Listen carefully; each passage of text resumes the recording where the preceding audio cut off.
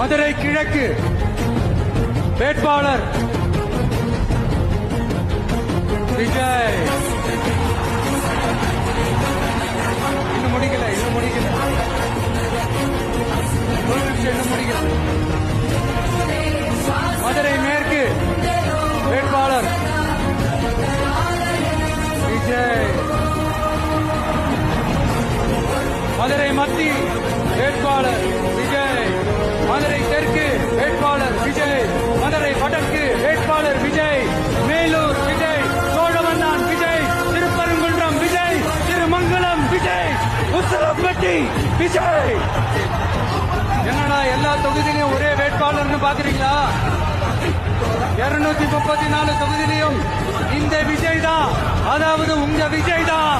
உங்க சின்னம் என் நெஞ்சில் கொடியிருக்கும்.